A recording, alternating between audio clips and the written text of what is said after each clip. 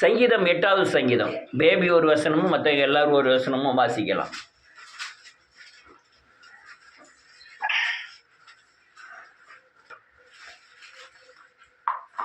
சங்கீதம் 8 மாறி மாறி வாசிப்போம். கடைசி வசனத்தை சேர்ந்து வாசிப்போம்.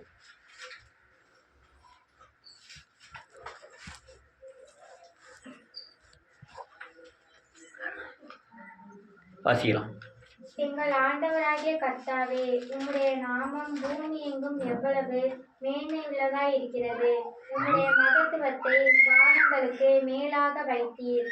பகையனையும் பழிகாரனையும் அடக்கி போட தேவரீர் உம்முடைய சத்துருக்களின் நிமித்தம் குழந்தைகள் பாலகர் வாயினால் பலன் உண்டுபடினீர். உமது விரல்களின் கிரியையாகிய உம்முடைய வானங்களையும் நீர் ஸ்தாபித்த சந்திரனையும் நட்சத்திரங்களையும் நான் பார்க்கும் போது மனுஷனை நீ நினைக்கிறதற்கும் மனுஷகுமாரனை விசாரிக்கிறதற்கும் அவன் எம்மாத்திரம் என்றேன்.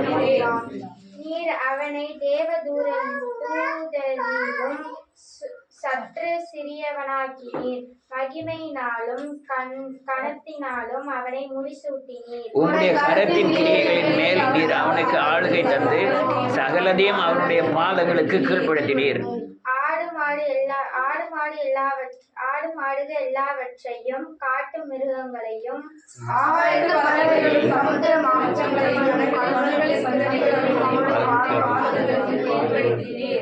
எங்கள் ஆண்டவராகிய கர்த்தாவே, உம்முடைய நாமம் பூமி எங்கும் எவ்வளவு மேன்மை உள்ளதா இருக்கிறது. எல்லாரும் உட்காரலாம்.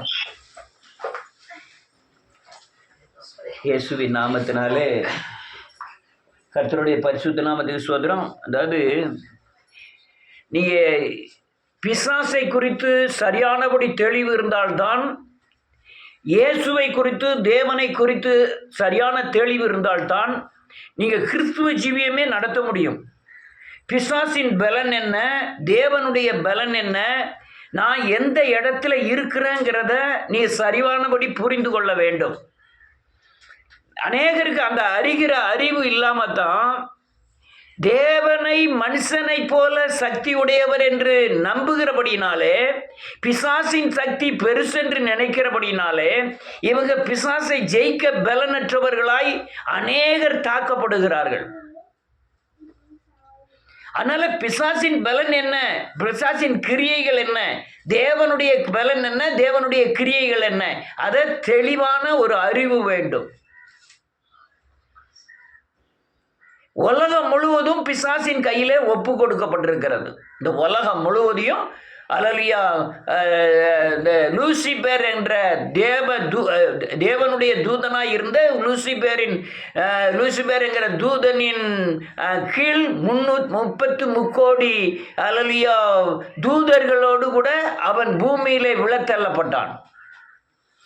விழத்தள்ளப்பட்டவன் உலகம் முழுவதும் இருக்கிற எல்லா பக்கமும் பரவி இருந்து அல்லேலூயா மனுகுலத்தை மட்டும் தன்னுடைய இந்த உலகம் முடிவுக்கு அப்புறம் இருக்கக்கூடிய இடமாகிய நரகத்திற்கு ஆயத்தமாக்குகிறவனாய் இங்க 330 கோடி அல்லேலூயா அந்த தூதர்களோடு அவன் கிரியை செய்து கொண்டிருக்கிறான். இவன் உலகம் முழுவதும் இருக்கிற பிசாசானவன் உங்கள் எண்ணத்துக்குள்ள வந்து உங்களை தேவனுக்கு விரோதமான கிரியைகளை செய்ய வைக்க முடியும். உங்க எண்ணத்துல, உங்க இருதயத்துல வைத்திருக்கிற விசுவாசத்தை எடுத்து போட்டுட்டு அவிசுவாசத்தை கொண்டு வர அவனால் முடியும். வெளியே இருந்து கிரியை செய்து மட்டுமல்ல, உள்ள இருந்தும் கிரியை செய்வான். அப்படின்னா வேதம் சொல்லுகிறது. உன் விசுவாசத்தையோ உன் இருதயத்தில் வைத்திருக்கிற வேத வசனங்களையோ உன்னிலிருந்து எடுத்து போட அவனால் முடியும். அவன் உலகம் முழுவதும் நிறைந்திருக்கிறான். அல்லேலூயா, அவன் இல்லாத இடமே இல்லை. நீங்கள் தேவனை விட எதை நேசிக்கிறீர்களோ அதற்குள் இருந்து அவன் உங்களை பரலோகத்தில் இருக்கிற தேவனிடத்தில் சென்று இவன் சத்தியத்துக்கு விரோதமாய் நடந்தான் என்று சொல்லி உங்களுக்கும் தேவனுக்கும் பகையை ஏற்படுத்தி, நீங்கள் மனுஷரோடு சேராதபடி ஒரு பகையை ஏற்படுத்தி உங்களை நரகத்துக்கு ஆயத்தமாக்குகிறவனாய் இருக்கிறான். அவனை உங்களை பழி வாங்குவதற்காக, நீங்கள் நரகத்திற்கு செல்ல வேண்டும் என்பதற்காக, அல்லது உலகத்திலே நீங்கள் உபத்திரப்பட வேண்டும் என்பதற்காக, உங்கள் ஆத்துமா விடுதலை அடையக்கூடாது என்பதற்காக பல உபாய தந்திரங்களை பண்ணி கொண்டிருக்கிறான் இந்த பூமியிலே. அவனுடைய வேலையே உங்களை பழி வாங்க வேண்டும், உங்களையும் தேவனையும் பகைக்க வைக்க வேண்டும். பகைக்க வைக்க தேர்ந்தெடுத்த ஒரு வழிமுறைகள் அவனுடைய கிரியைகளை நம்மிடத்தில் வைப்பது. என்ன சொன்னேன்?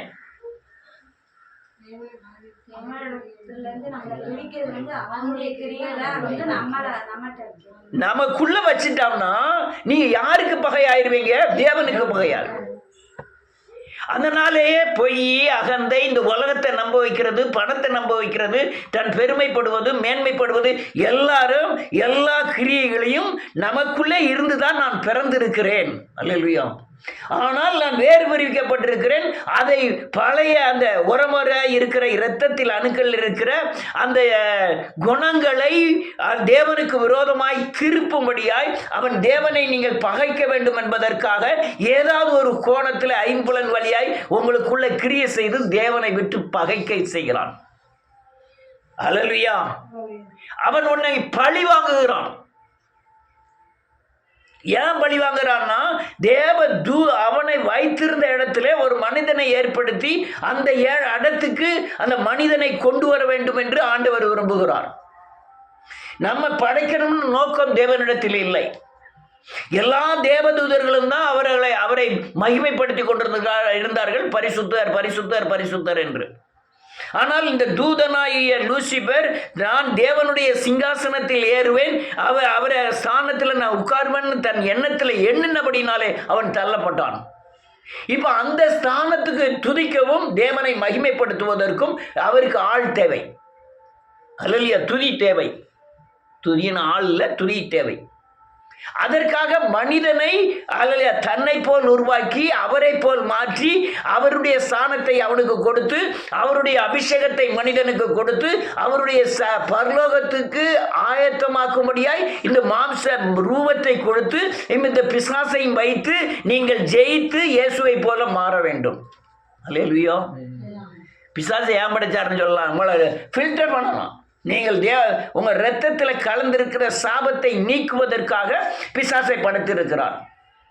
இந்த உலகம் எது பார்த்தாலும் உங்களை கிறிஸ்துவ ஜீவியத்திலிருந்து வீழ்த்தும்.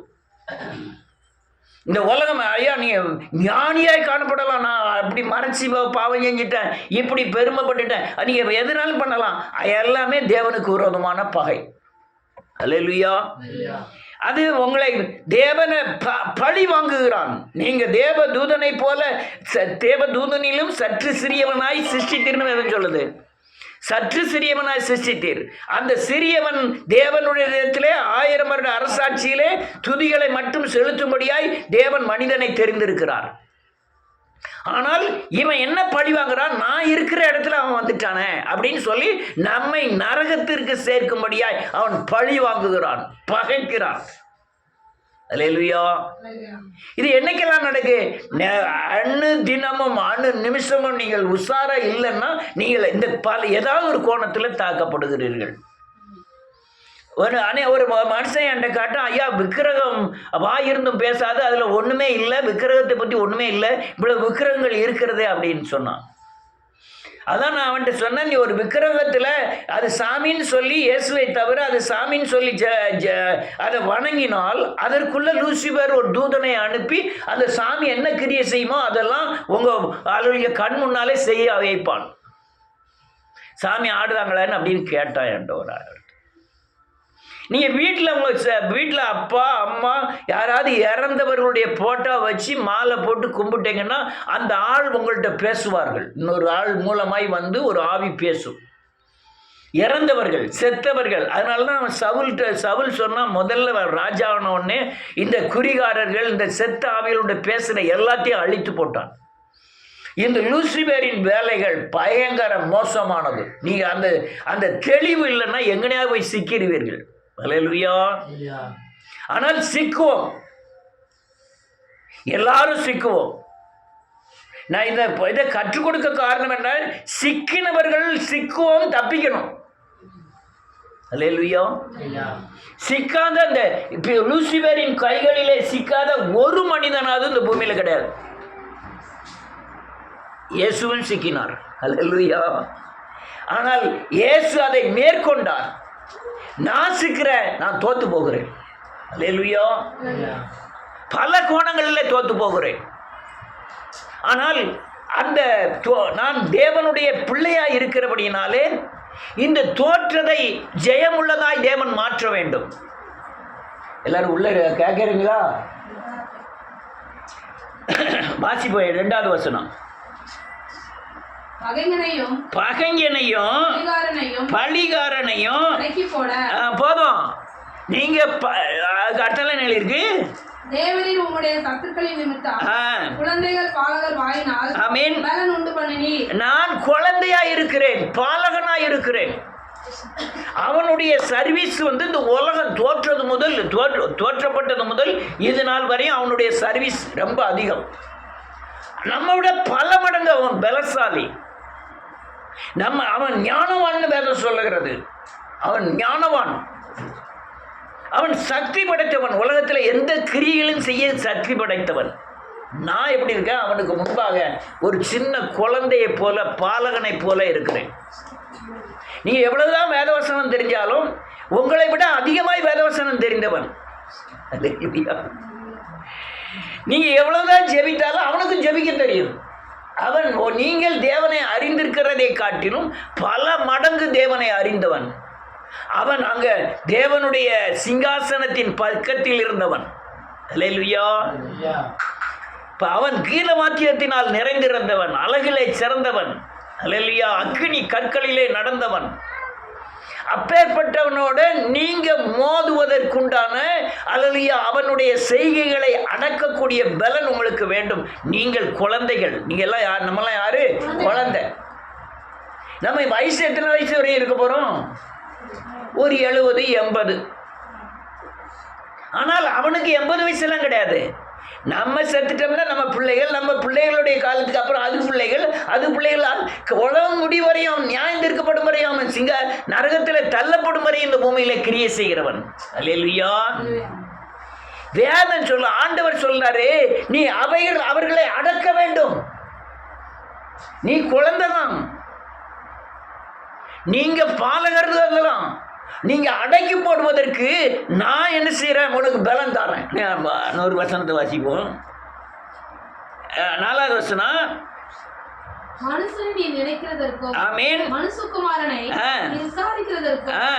அவன் ஏமாத்துறான்.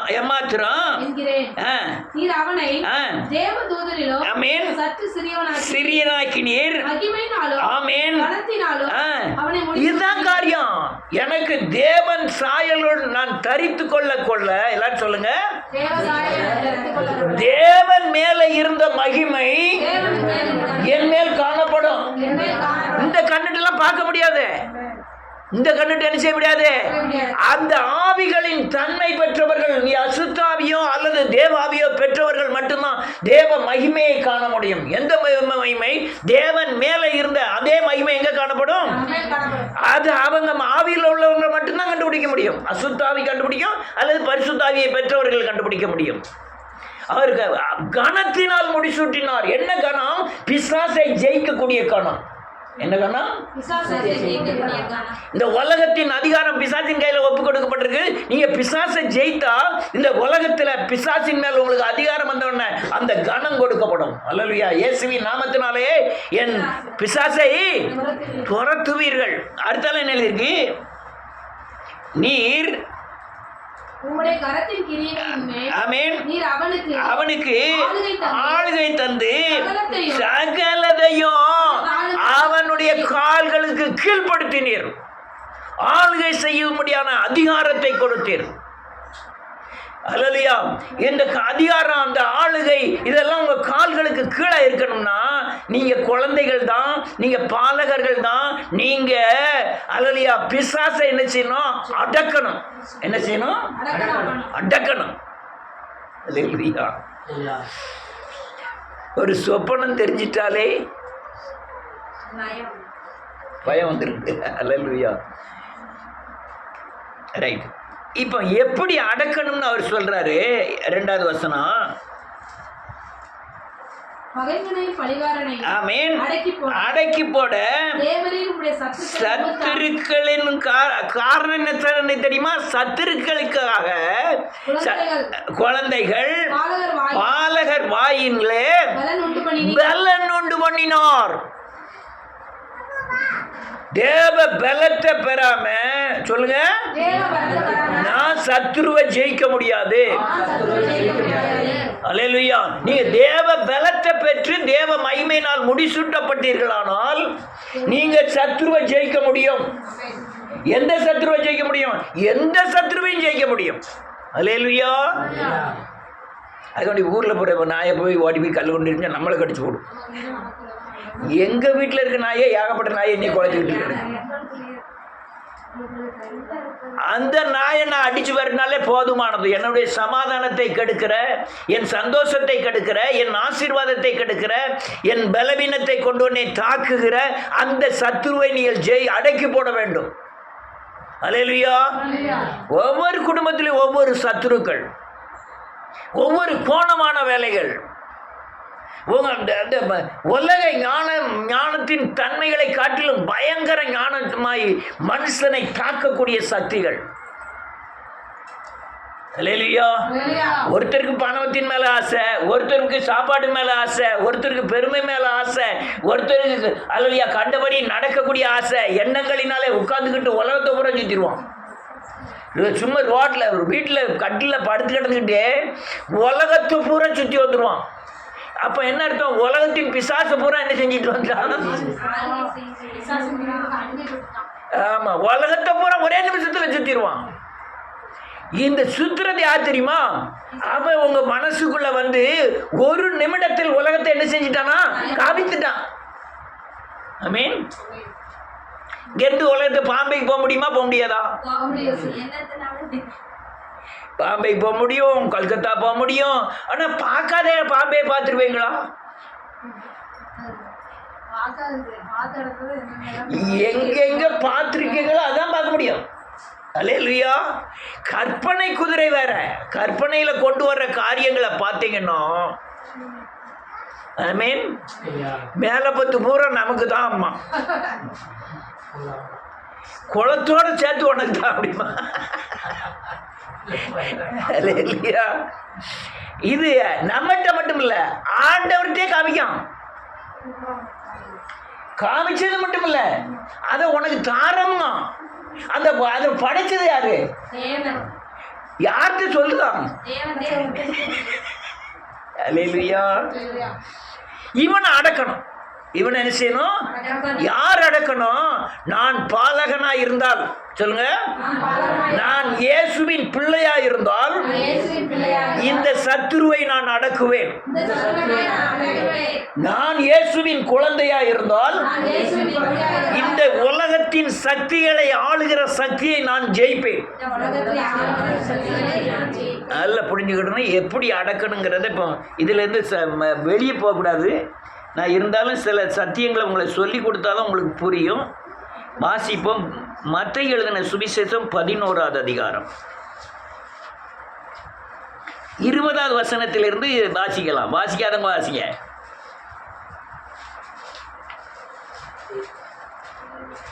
கடகடன் வாசிங்க, நேரம் இல்லை. இன்னும் 2 வசனம் பார்க்கணும்னா. தமது பலத்த செய்கைகளில் அதிகமானவைகளை செய்ய கண்ட பட்டணங்கள் மனம் திரும்பாமல் போனபடியினால் அவைகளை அவர் கடிந்து கொள்ள தொடங்கினார். கோராசினே, உனக்கு ஐயோ, ஐயோ. பெத்சாயிதாமே, உனக்கு ஐயோ. செய்யப்பட்ட பலத்த செய்கைகள் ஆமென் தீருவிலும் சீதோனிலும் செய்யப்பட்டிருந்தபடியினால் ஆமென் செய்யப்பட்டிருந்ததினால் அப்பொழுதே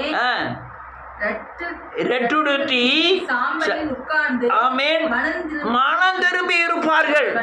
அல்லேலூயா. நல்ல காலுங்க. பாலகனுக்கு சொல்றாரு, குழந்தைகளுக்கு சொல்றாரு. ஆமென். நான் பாவம் செய்யும் பொழுது நான் முதிர்ச்சி அடைகிறேன். முதிர்ச்சினா எனக்கு எல்லாம் தெரியும். ஆண்டவர் ஒன்றும் செய்ய மாட்டார். நான் வசனம் தெரியும், நான் முதிர்ச்சி அடைகிறேன், மனம் திரும்பும் போது குழந்தையாய் மாறுகிறேன். அல்லேலூயா. அடுத்தால என்ன எழுதிருக்கு? நியாய தீர்ப்பு நாளிலே ஆமென் ஆமென் லகுவாய் இருக்கும் என்று அதுக்கப்புறம் நான் வாசிக்க, வானபரிந்து உயர்த்தப்பட்ட கப்பர்நாகுமே, நீ பாதாள பரிந்தம் தாழ்த்தப்படுவாய், உன்னில் செய்யப்பட்ட பலத்த கிரியைகள் சீதோமிலும் செய்யப்பட்டிருந்தால் அது இந்நாள் வரைக்கும் நிலைத்து இருக்கும். நியாய தீர்ப்பு நாளிலே உனக்கு நேரிடுவதை பார்க்கலும் சோதா நாட்டிற்கு நேரிடுவது லகுவாயிருக்கும். நான் உங்களுக்கு சொல்லுகிறேன் என்றால் அதுக்கப்புறம் சொல்லுதான் ரொம்ப முக்கியம்.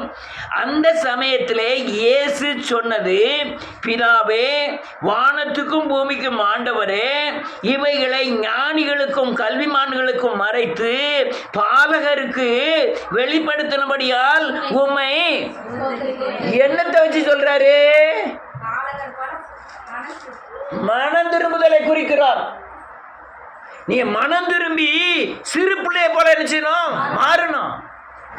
பால் மறந்த குழந்தையை போல மாறணும். மனம் திரும்பாதவரை மேட்டின்மை, மனம் திரும்பாதவரை துணிகரம், மனம் திரும்பாதவரை அல்லையா கோபம், எல்லாம் மேட்டின்மையான காரியங்கள். மனம் திரும்பி குழந்தையை போல மாறிட்டீங்கன்னா அல்லையா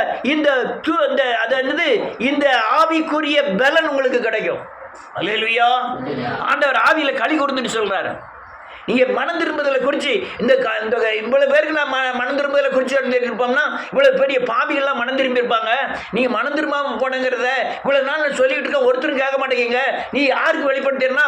பாவிகளுக்கு குழந்தைகளுக்கு வெளிப்படுத்துறாரு. அதுல யாரு குழந்தைகள்னா என்னை விசுவாசிகள் எத்தனை பேரும், என்னை எத்தனை பேரும் நான் குழந்தை ஆயிட்டேன். எனக்கு பலன் என்னன்னா மனம் திரும்புதல். சொல்லுங்க,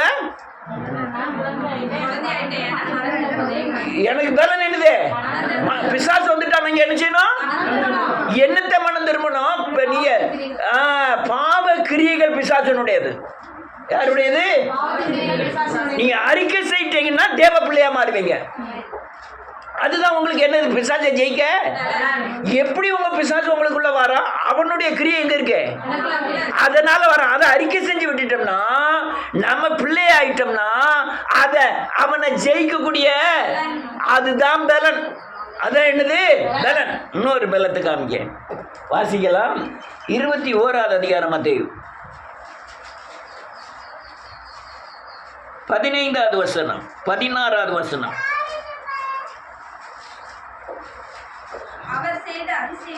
ஆமென் ஆமென். பிள்ளைகளையும் ஆசாரியரும் ஆமென் என்றார்கள். இயேசு கேட்கிறேன், குழந்தைகளுடைய வாயினாலும் பாலகருடைய வாயினாலும் துதி உண்டாக்கும்படி செய்தீர் என்பதை ஒரு காலமும் அறியவில்லையா? அல்லேலூயா. அப்போ பிசாசை ஜெயிக்கிறதுக்கு ஒண்ணு மனம் திரும்பணும், இன்னொன்னு என்னது? நீங்க என்ன நடக்கு? துதிக்கிறாங்க. யார் துதிக்கா? தேவ பிள்ளைகள்லாம் துதிக்கு. உடனே பிசாசாகி அந்த பரிசேர் சதிசேர் ஓடியாந்து கேட்க சொல்றாங்க, அங்க பாருங்கய்யா உண்மை என்ன செஞ்சுக்கிட்டு இருக்காங்க? துதிச்சுக்கிட்டு இருக்காங்க. துதி என்ன செய்ய? நிப்பாட்டும். நான் கேட்டேரா என்ன பாருங்க, தாவீதின் குமாரனுக்கு ஓசனான்னு பாட்டு படிக்காங்க, உடனே நிப்பாட்டும். அவர் என்ன சொல்றாரு? நான் கேட்டுட்டேன்ப்பா, நீங்க பாலகருக்கும் குழந்தைகளுக்கும் எதை வெளிப்படுத்தியிருக்கிறே? துதியை வெளிப்படுத்தி இருக்கிறீர். நான் நேற்று ஒரு வீடியோ பார்த்தேன். கர்த்தரையே துதிச்சா சர்க்கரையே வராது, சுகரே வராதான். என்னமோ பாட்டு படிக்க. அல்லேலூயா. கர்த்தரை துதிச்சா துதி மட்டும் ஆயில இருந்தா போறது. மனம் திரும்பி தேவனை துதிக்க ஆரம்பிச்சீங்கன்னா அதுதான் உங்களுக்கு பலன். துதிக்க முடியாது. துதிக்க ஏன் முடியாது? மனம் திரும்பல. என்ன செய்யல? மனம் திரும்பினாதான் உங்களால தேவனை என்ன செய்ய முடியும்? துதி இருக்கிற இடத்துல பாவம் இராது. பாவம் இருக்கிற இடத்துல என்ன இருக்காது? துதி இருக்காது. நீங்கள் 4 பேர் மத்தியில் எல்லாரும் வந்துட்டாங்க, சொத்திரம் சொத்திரம் சொத்திரங்களா? தனிப்பட்ட முறையில் தேவனோட துதித்து மகிமைப்படுத்திட்டு இருக்கீங்களா? அதுதான் உங்களை சத்ருவை ஜெயிக்கக்கூடிய பலன். நான் பலாயிரம் தடவை சொல்லியிருக்கேன், எப்பவும் துதிச்சுக்கிட்டே இருங்கன்னு. அல்லேலூயா. அதுதான் நீங்கள், அப்போ தான் நீங்கள் குழந்தை மனம் திரும்பும் போது குழந்தையை போல் மாறுகிறோம். துதிக்கும் போது தேவன் அதே மாதிரி குழந்தையாகவும், குழந்தையதான் அவர் நேசிக்கிறார். சிறு பிள்ளை என்னிடத்தில் வர தடை பண்ணாதிருங்கள். நீ பால் மறந்த குழந்தையை போல ஒன்று ஆத்மாவை என்ன செய்ய அடக்கி அமர பண்ணு. அப்போ நம்ம மேட்டின்மை சிந்தை பிசாசின் தரம்லாம் இருக்கும்போது நான் பெரிய மனுஷனாக இருக்கிறேன். நான் மனம் திரும்பி துதிக்க ஆரம்பிக்கும் போது என்ன ஆயிருந்தேன்? சின்ன குழந்தையா மாறிடுறேன். அல்லேலூயா. நீ சிறு பிள்ளையை போல் மாறாவிட்டால் தேவனுடைய ராஜ்யத்தில் பிரவேசிக்க முடியாது. சிறு பிள்ளைன்னா நாளைக்கு கை சோம்பிட்டு வந்துடக்கூடாது. சுவாபம் உங்களுடைய ஆத்தும தன்மை, மனதின் தன்மை குழந்தை போல இருக்கணும். அல்லேலூயா. இன்னும் ஒரு வசனத்தை வாசிச்சு நான் முடிக்கிறேன். லூக்கா எழுதின சுவிசேஷம் எல்லாத்துக்கும் தெரிஞ்சதுதான், 10:19.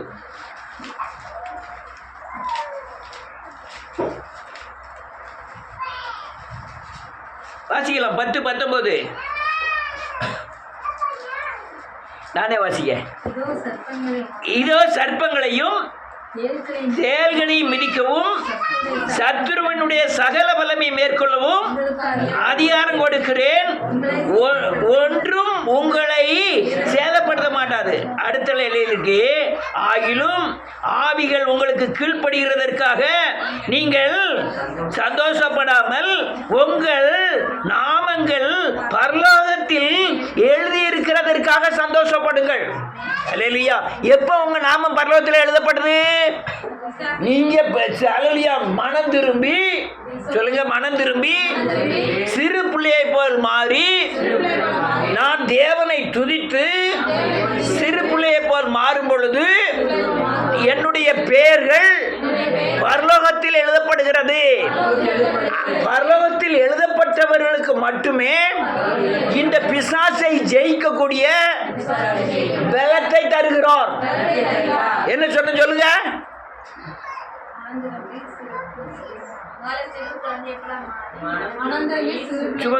கொஞ்சம் குறைச்சி கூட்டி சொன்னா பரவாயில்ல.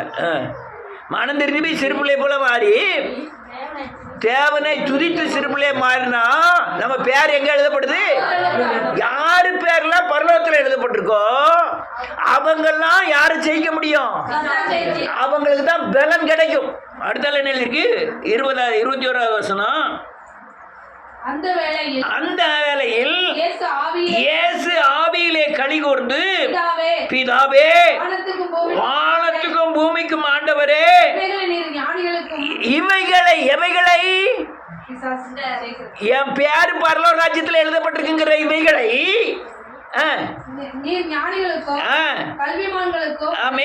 மறைத்து பாலகர் ஆன பிறகு எனக்கு வெளிப்படுத்தி உம்மை சோத்தரிக்கிறேன். ஆமென். இப்படி செய்வது அவருடைய இருதயத்துக்கு, திரு உள்ளத்திற்கு பிரியமாயிருக்கிறது. ஆமென். எதுக்கு பிசாசை ஜெயிக்க முடியல? அவன் கிரிய ஆற்றிருக்க.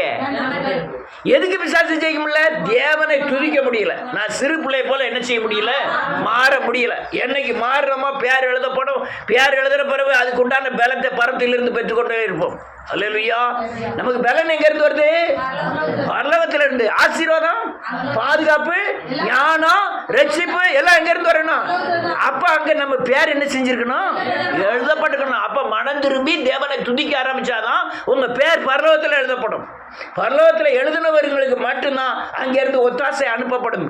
எந்த ஈவும் எந்த வரமும் ஜோதிகளின் பிதாவினிடத்திலிருந்து இறங்கி வருது. எதனாலும் பரலோகத்திலிருந்து வரணும். இந்த காரியங்களை நீங்க தெளிவா புரிஞ்சுக்கிடுங்க. இது காரியம். நன்றியோடு பிதா, குமாரன், பரிசுத்தாவி பரலோகத்தில் இருக்கிறாங்க. சொல்லுங்க. அவரே கர்த்தராகிய இயேசு கிறிஸ்து. அவர் இயேசுவை பூமியில் அனுப்பினார். கிறிஸ்துவ தேவனில் ஒருவர் இயேசு.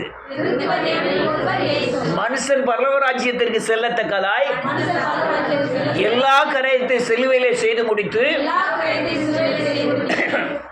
நான் பிசாசை என் கால்களுக்கு கீழாய் மிதித்து போடும் வரை பிதாவின் வலது வருஷத்தில் இருந்து நமக்காய் பரிந்து பேசிக் கொண்டிருக்கிறார். எனக்கு உதவியாக பரிசுத்தாவியை எனக்கு உள்ளே தந்திருக்கிறார். அவர் எனக்கு பலன் தந்து தைரியப்படுத்தி பிசாசை ஜெயிக்க மனம் திரும்ப செய்து துதிக்க செய்து என்னை பிசாசை ஜெயிக்க செய்வார். இதுவே தேவ பலன். இதான் காரியம். இந்த காரியங்களை தெளிவாய் புரிந்து கொள்ளுங்கள். இந்த உலகத்துல வாழும்